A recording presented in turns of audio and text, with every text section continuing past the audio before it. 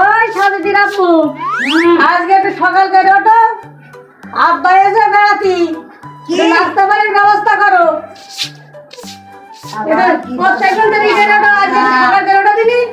নাস্তা পানির ব্যবস্থা করো যাও। সমুদ্রের রক্তটা বিটা এত লোক নিয়ে করা যায় না। কোন জায়গায় আসলাম? খুব ভালো না নাইস নাকি ভাল লাগে না।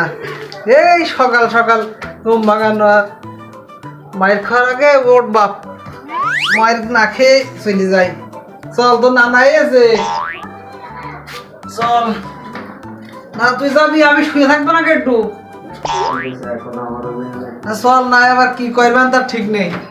আল্লাহ, মেয়ের বাড়ি অনেকদিন পরে আইলাম, শরীরও ম্যাচ ম্যাচ করছে। দেখে যাই একটু, শীতও লাগছে, একটু শুয়ে করে দেখি জামার খাটটার মধ্যে দেখি। আরে বাবা,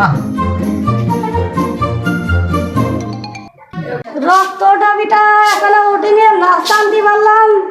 ও এখনো ফিরেছে। দাঁড়া, অন্য দিনের মতন একটা ব্যবস্থা না নিলে হবে না।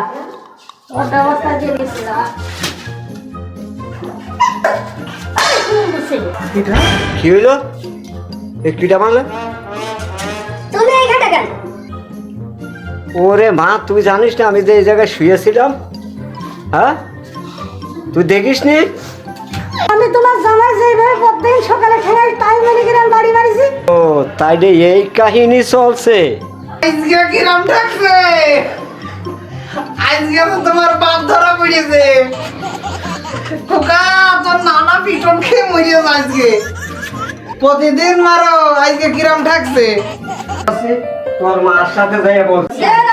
ভাই, মেয়ে, তুই জামার সাথে প্রতিদিন বেড়া দেবে করিস, সেটা তো আমি জানি না। আর জানা তোদের বাড়ি আসতাম না। না, আমি আজকে চলে আসি, তোর মার সাথে যাই বলছি।